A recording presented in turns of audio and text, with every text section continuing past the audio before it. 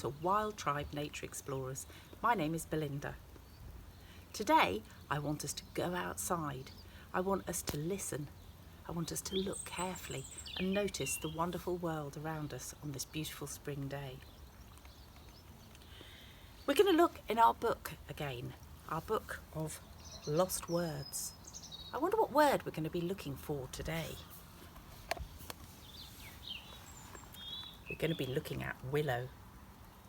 Willow is a deciduous tree, which means that it loses its leaves each winter.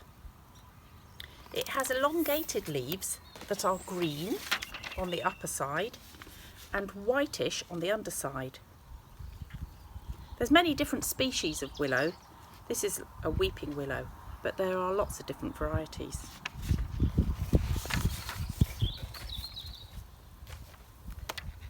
This is a branch of the willow. You can see where the new leaves are starting to come.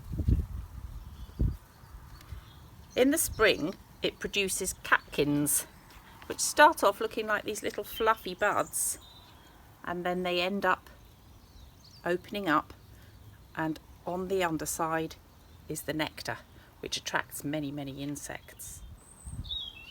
The willow tree originated from China, but now it can be found throughout Europe, Asia and North America, often growing where the soil is really damp and moist. There's different chemicals that are found within the bark of the willow, and for many years in the past people used to chew the bark of the willow to help with pain relief.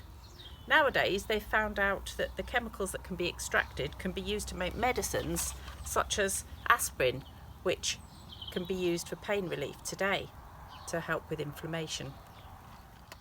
Some people believe in flower fairies, and there are flower fairies for different seasons of the year. In the spring there's a willow catkin fairy, and there she is seen holding up the catkins like I showed you on the branch of the willow. Willow trees have also been associated with superstition and mysticism, and according to legend, witches made their broomsticks using the branches of the willow tree for the handle. Today I'm going to show you two different things that you might like to have a go at. You might like to have a go at making a willow fish. I haven't finished mine yet. I'll undo it and I'll show you how we got there.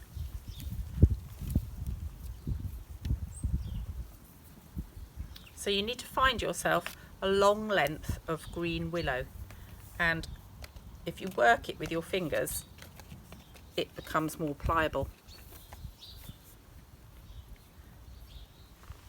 If you bend your willow round to give you your fish shape, and then you need to bend it at 90 degrees to give you your tail.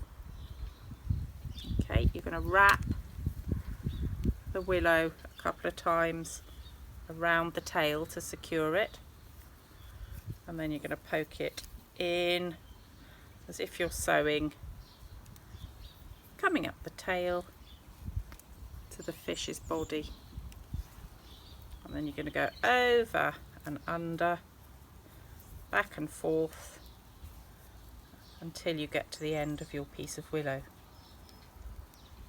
When you get to the end, you're going to take another piece, okay, and again, just as if you're sewing, you're going to be going over and under,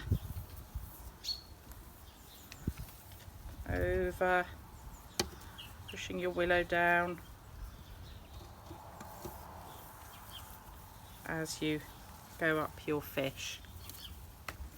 Okay, so you can carry on and you can complete your whole fish.